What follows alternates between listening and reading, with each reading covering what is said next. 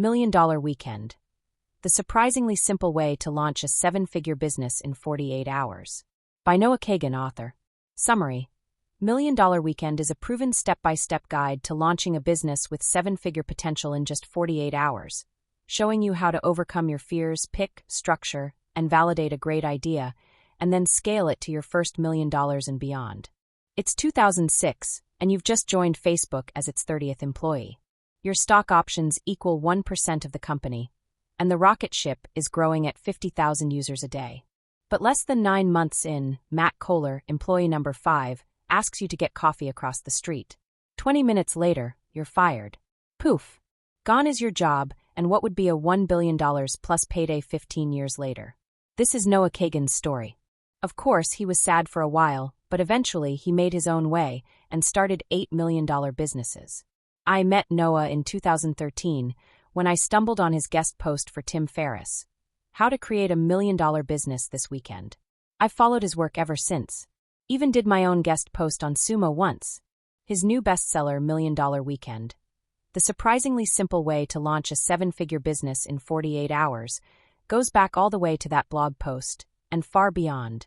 Whether you know Noah from his blog, interviews, or his million subs YouTube channel, first and foremost, he is the Chief Sumo at AppSumo, a deal site for software. It makes $80 million in annual revenue. Noah is the person to talk to when it comes to overcoming your inner wantrepreneur. The book has 3 parts: start it, build it, and grow it. In our 3 lessons, we'll focus on the first 2 to help you get your business off the ground ASAP. Take 2 challenges in order to overcome your fears of starting and asking. There are 4 sources you can tap any day for a $1 million idea.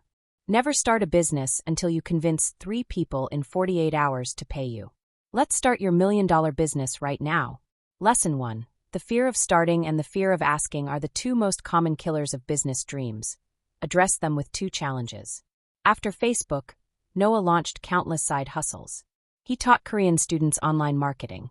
He blogged. Noah launched local happy hours, chess meetups, and an event business. Focus above all else on being a starter, an experimenter, a learner, Noah suggests. Eventually, the pieces will come together. Unfortunately, most people never start anything. Fear, in whatever form, stops them. Your remedy? The $1 challenge. Ask someone you know for a $1 investment in you and your future business. One measly $1. This will force you out of your comfort zone, make you accountable to someone, they'll want updates, and get you some early supporters. The second big obstacle, the fear of asking, Noah's father helped him overcome. One day, he accompanied the door-to-door copier salesman. He watched him get rejected again and again. But his father said, "Love rejections. Collect them like treasure. Set rejection goals. I shoot for 100 rejections each week, because if you work that hard to get so many no's, in them you will find a few yes, too." To develop that same spirit, do the coffee challenge. Go to Starbucks, order your favorite drink, and ask for 10% off. Don't justify your ask. Just be nice, smile, and ask. Most likely you will be rejected, and everything will be fine. It sounds easy, but even professionals find it hard. Try it. Get over your fear of starting and your fear of asking, and you'll have taken the first 2 crucial steps on your journey as an entrepreneur. Lesson 2. Tap into 4 sources to come up with a $1 million business idea. In college, I brainstormed business ideas with my best friend.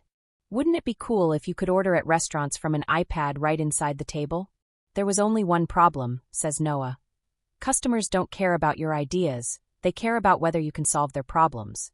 People dream up great visions, but never ask real people whether they want them. Business creation should always be a conversation. Noah says, here are 4 ways to find legit ideas. Solve your own problem. If you're frustrated with something day in and day out, chances are, you're not the only one. Complement a bestseller. Create something to make a popular product you love even better. Examples: iPad covers, video game tutorials, or covers of famous songs. Scour marketplaces. On eBay, Etsy, and Craigslist, people are already trying to spend money. To get a babysitter, unclog their toilet, or solve any other problem. Be the solution to one of them. Google what people are Googling. Search queries reveal what people struggle with. Google's autocomplete feature is a goldmine. Type in how to, and see what comes up. Solving your own problem is the king of these. Dive deeper into it with 4 questions. What is one thing this morning that irritated me? On my to-do list that's been there over a week, that I regularly fail to do well. I wanted to buy recently only to find out that no one made it. Whether it's a movie critique YouTube channel, knitting on-demand service, or a new caffeinated drink, find an idea people really want, and then get on building it. But not before. Lesson 3. Don't start any business you haven't validated by getting 3 paying customers in 48 hours. There's one other criterion your business idea has to meet. People must be willing to pay for it. It's Noah's golden rule of validation.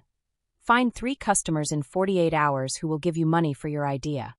Asking, "Would you pay for this?" is not the same as saying, "Please pay me for this." Even the best friend's support ends at their wallet. That's good. You need real data. Noah validated AppSumo with a simple landing page, a PayPal button, and some ads on Reddit. When he sold over 200 subscriptions to Imager, an image sharing tool, in 2 days, he knew his idea had legs. In 2015, I validated an online course for stress-free productivity.